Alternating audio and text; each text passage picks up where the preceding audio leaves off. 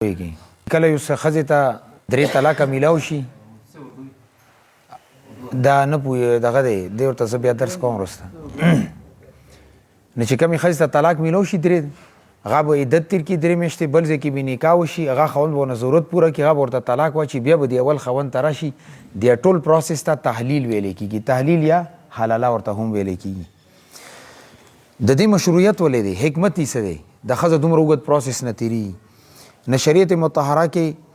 د نکاح عقد کې ډېرې دنیوي او اخروي مصالح الله پاک کې ښودلي دي د دې مصالحو اور بنیادي مقاصد او حصول لپاره ضروري دا ده چې د نکاح کې دوام وي او استحکام وي دیو جن پیغمبر علیه الصلاۃ والسلام فرمایي چې دا طلاق د ابغض المباحات دی جایز کارونو کې ټول نه ناخوښ شي الله رب العزت ته طلاق دی او درو طلاقو بنا پس خاوند دپاره دا ښځه چې واپس راځي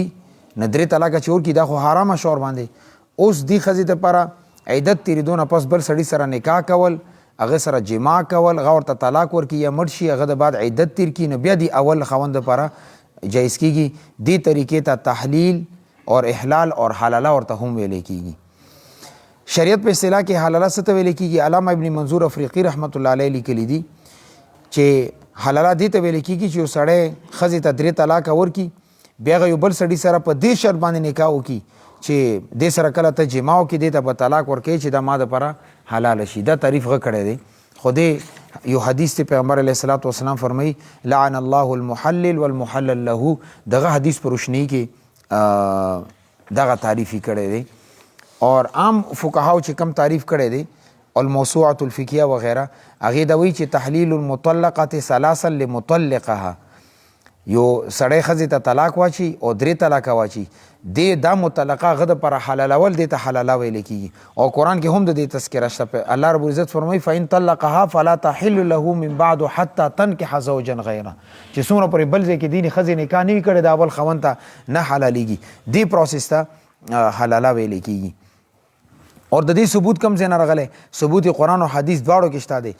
قرآن کې راغلی فإن طلقها فلا تحل له من بعد حتى تنکح زوجا غیره معنی دا ده چې کله خاوند ښځې ته دریم ځل طلاق واچي دا ښځه د اول خاوند دپاره هغه وخته پورې نه حلالېږي چې څومره پورې بل ځای کې یو بل سړي سره نکاح نه وي کړی همدغرانګې حدیث کې راغلی یو حدیث دی سنن ابي داود نقل کړی مرقات المفاتیح هم نقل کړی دی یو صحابي دی رفاع قرظي رضی الله تعالی عنه دی خپلې ښځې ته درې طلاقه واچولو درو طلاقو نه پس دی نکاح وکړو عبدالرحمن بن زبیر رضی الله تعالی عنه سره لږې مودې نه پس پیغمبر علیه الصلاۃ والسلام ته راغله ورته یا رسول الله ما ته خو د اول خاوند رفاع قرظي رضی الله تعالی عنه درې طلاقه راکړي زه دا غواړم چې دې خاوند نه ما ته خلاصۍ میلو شي بیا هغه خاوند ته لاړ شم او بیا یو کپړه راواخیستله هغې سره ورته اشاره وکړو یا رسول الله زما د خاوند سره هېڅ نشته دی خو صرف دا کپړه ده دا مطلب دی چې جنسي طور باندې ډېر کمزوری دی نو پیغمبر علیه الصلاۃ والسلام ورته وفرمیلو چې هغه خو تا ته درې طلاقه درکړي چې ته هغې ته واپس تلل غواړې نو هغې دپاره شرط دا دی چې عبدالرحمن بن زبیر رضی الله تعالی عنه تا نه خپل تا سره جماع وکړي چې جماع نه یې کړي ته هغه خاوند ته نه حلالېږي اور حدیث کې الفاظ رالو حتی تذوقي عسیلته ویذوق عسیلتک تر دې پورې چې هغه د ستا شاتو څخې او ته د هغه شاتو څخې مطلب دا چې هغې سره جماع څومره پورې نه وي کړي نه حدیث کې دا الفاظ راغلي حتی تذوقي عسیلته تر دې پورې چې تا د عبدالرحمن بن زبیر رضی الله عنه شات نه وي څښلي ویذوق عسیلتک اور هغه د ستا شات نه وي څښلي یعنی دا مطلب چې خپله کې کوروالی نه وي کړي صحبت صحیح طریقې سره نه شوي هغه وخته پورې اول خاوند دپاره نه حلالېږي نه درو طلاقو نه پس د ښځه به ډېر پروسس نه تېرېږي مخکې نور تفصیلي روان دی بیا د عبدالله بن مسعود رضی الله عنه روایت دی وی پیغمبر علیه الصلاۃ والسلام فرمیلي چې په دې طریقې سره چې کم سړی ښځه حلالوي اول دپاره یعنی د دویم خاوند اول خاوند دپاره ښځه حلالوي په دې باندې لعنت راغلی لکه حدیث درته مه وایي چې لعن الله المحلل والمحلل له دې دواړو باندې پیغمبر علیه الصلاۃ والسلام لعنت کړی دی دې درې صورتونه جوړیږي کم کم صورتونو کې په دې باندې دا لعنت وي اور کم کم صورتونو کې لعنت نه وي پهله صورت دا دی چې د دویم خاوند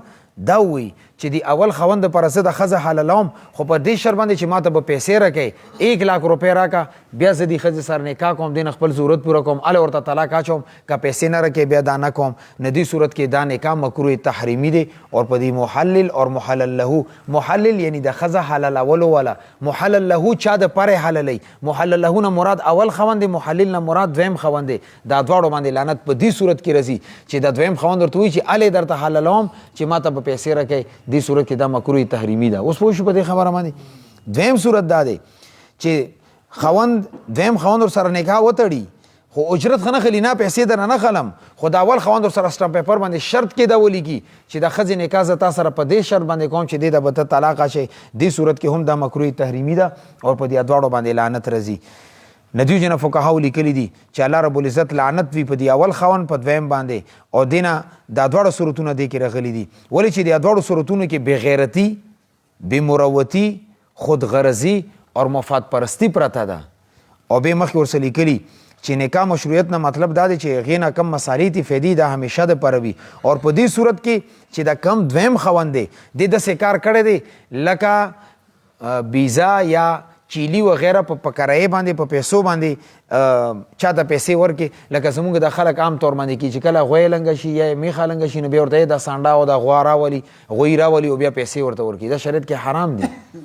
ستړی کېږي غوی او سانډا او پیسې داخلي همدغه رنګې دلته کې د تاسو نه ځناورو کار وکړو یاره د پیسې واخله او ما ته ښځه حلاله که نه دې ورسره تشبیه ځکه ځناور وله ورکړي چې دغه د ځناورو کار دی دیو جنه شریعت دې سخت مخالفت کړی دیو جنه حضرت عمر رضی الله عنه فرمایي وایي که چا ماته محلل اور محلل له راوصلونه دا دواړه به ذره جمع کم ٹھیک شو کنه اول خوند د دویم خوند دیو مس کې خپل کې لیکل کړي چې را د خزه صدر کوم خو تور سره کورواله او بیا نه طلاق ورته واچو وای کده سه کسان ماته چارو سو د دواړه به ذره جمع کم اور حضرت ابن عمر رضی الله تعالی عنہما فرمای چاونه ته کار په پاره کې تاسو کو فرمایلو کلاهم ازان ولو مکسا 20 سنتن دا محلل اور محلل له خپل کې شل کاله تیر کی ٹھیک ته کنه یعنی دا خزه شکل دویم خوان ته ورکا دا که شل کاله تیر کی دا دواړه زنا کی دي او شل کاله که د خپل کې بد کیږي دا به زنا کی راځي د په هغه صورت کې چې کله شریعت ورسولېږي او سره پیسې ولېږي چې پیسې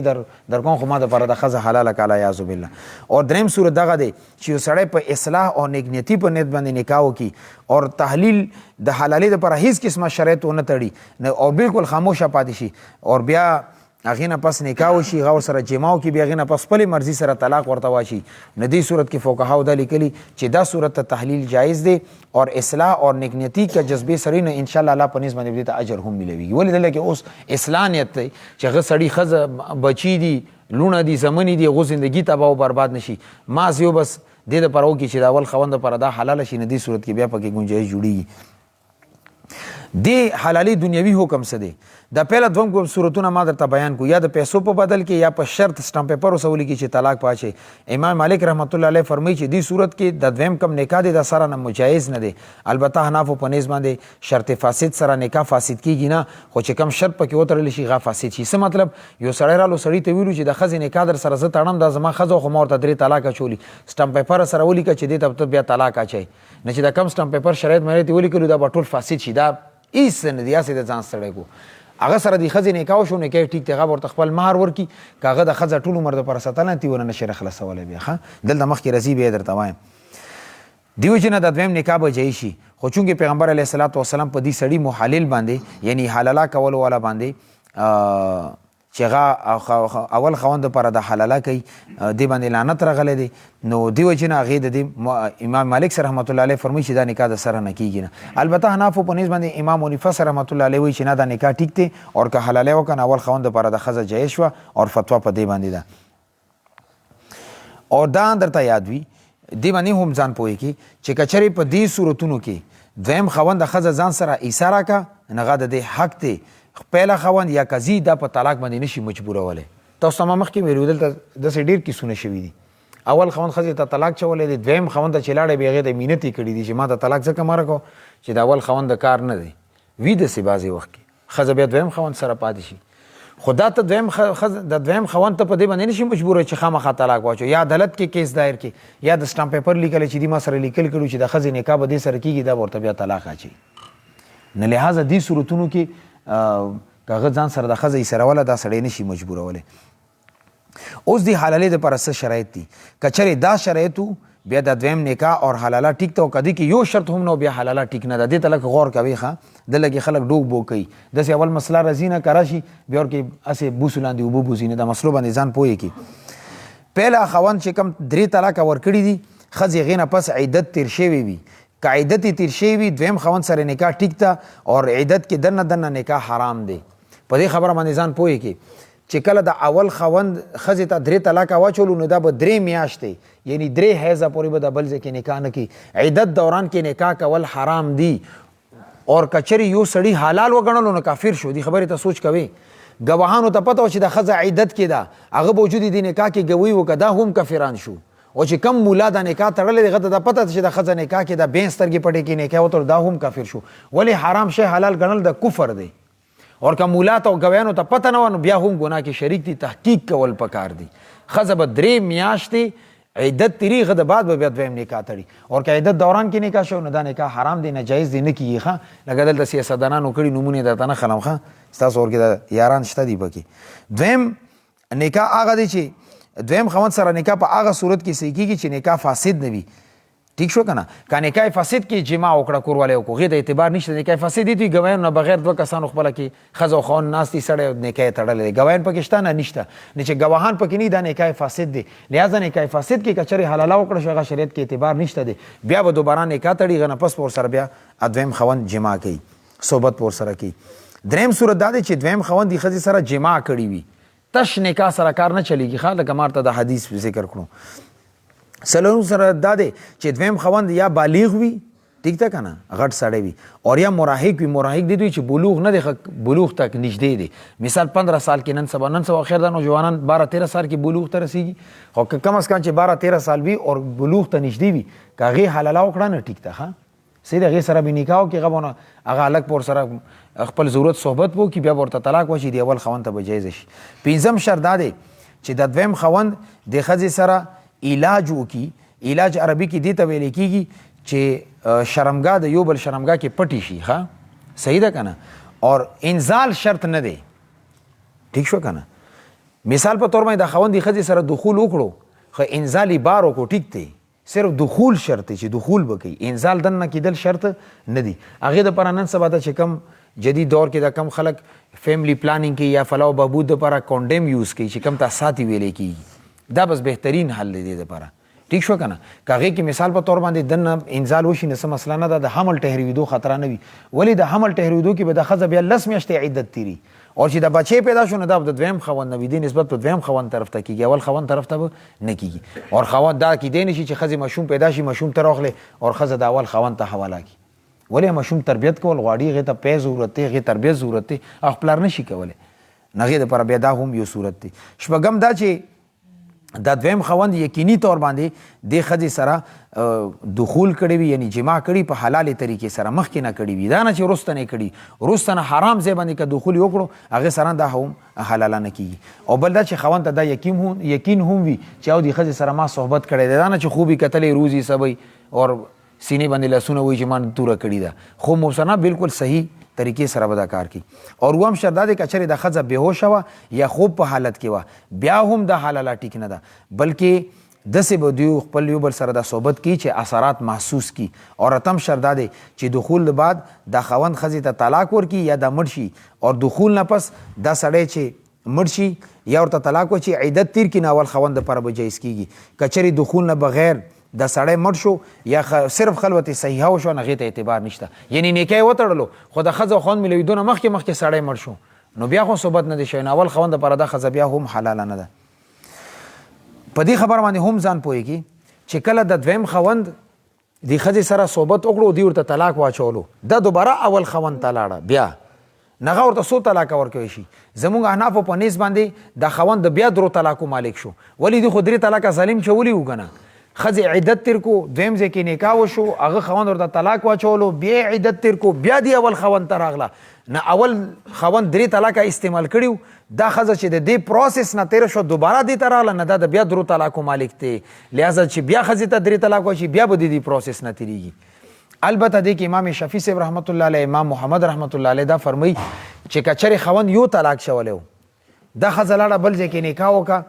او غزي کې هغه خوند ته بیا طلاق واچولو بیا وایي چې زه د اول خوند ته رسم د اول خوند خو یو طلاق چولی و که نه نه لحاظه چې دې ته راله نه دې ته صرف دو طلاقو اختیار پاتې دی ولې یو کرتوس دې ډزولی دی خو موږ ورته دا وایو چې کله 3 طلاقه واچولو دویم خوند ته لاړه هغه ورته طلاق واچولو عدت یې تېر کړو دې ته راله 3 طلاقو اختیار حاصل دی نه که یو طلاق یې چولي یا 2 طلاقه چولي نه دا به مکمل ختمیږي دا خوند به بیا د 3 طلاقو مالک کېږي د 3 طلاقه اچولی شي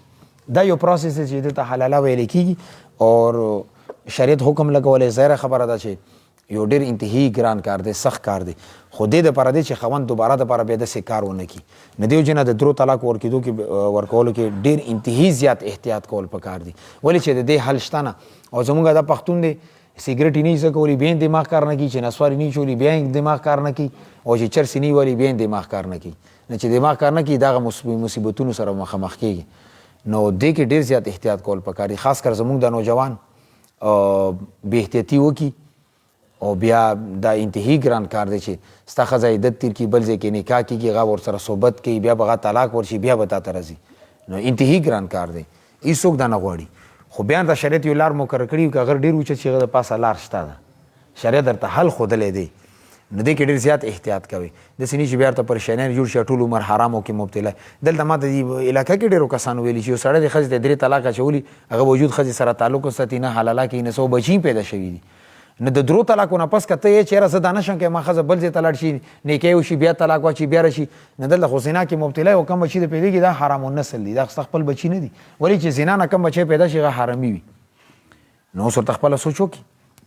دې وجې نه معاشرې کې به دې خبره باندې خلک پویول پکار دي او بل چې دا د ملکانو کار نه دی زموږ دلته د ورستۍ روډ باندې یو مسله داسې راغلې وه ملکانو ورته فیصله کړې وه چې نه بس طلاق نه دی شوی ورته لاړ شي ما ته راغلو چې کله سټامپ پیپر یې ولیکم ظالمانو طلاق شوی دی خو یې تباه کړه وایي موږ خو دا کار کړی دی مفتي نه تاسو تپوس نه شو کولی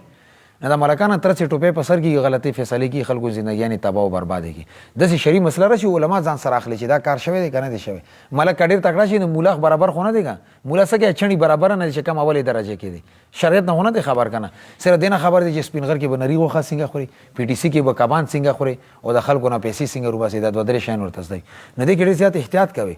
دا ډېر خاص کر د طلاق او د نکاح مسایلو کې علما ځان سره ټیک دی جرګې کوي جرګې نه ته څوک مني کي موږ چې الله رضا د برکه مې جرګې کړي نه پراته دي نه مني او چې کله د ملکانو نه پیسې وغړي بیا د سړي بچي جوړ شي ځکه موږ چې د ملکانو ټیک دي دا که معاشرې نه ختم کړي د مسلې ډېرې حل کېږي نه خو بیا دې کې داسې ده چې شرعي مسلې هغه کې علما ځان سره اعتماد کې اخیستل پکار دي داسې نه چې ته یوه فیصله کړې هغه حرامو کې مبتلا وي هلته زنا کوي او ته دلته کور کې ښه ښکلی ناست وي په خپې د خپه اړولي چې توره هم کړې ده نو دا ډېره خطرناک مسایل دي خپله زندګي آخرت نه دي بربادول پکار زموږ یو خبرې سره یا شی حرامېږي او یا شی حلالېږي نه څه ځان ته آخرت بربادو نو دې کې ډېر زیات احتیاط کول پکار دي خاص کر او زموږ ستاسو ذمه داري چې بیا علماو نه تپوس هم کړو که عالم ته مسله ونه وي دې سره خو ستا مسله نه حل کېږي یو سړی بیمار دی ډاکټر ته لاړ شي او بیماري ورته نه ښایي دا به جوړ شي ډاکټر ته څه چل دی چې بس راغلی یم درته نه او زما ته وګوره که څه دوی موی راته لیکي نو په دې خو نه حل کېږي ته به ورته خپله بیماري ښایي نه داسې چې کور کې ښځې او خاوند منځ کې مسله راغله هغه به مولا ته پوره عالم ته به صفا خبره کوي مفتي صاحب ته چې دا د مسله ده هغه به درته بیا مسله حل کوي الله روزتي خبر به مونږ تاسو ته عمل کولو توفیق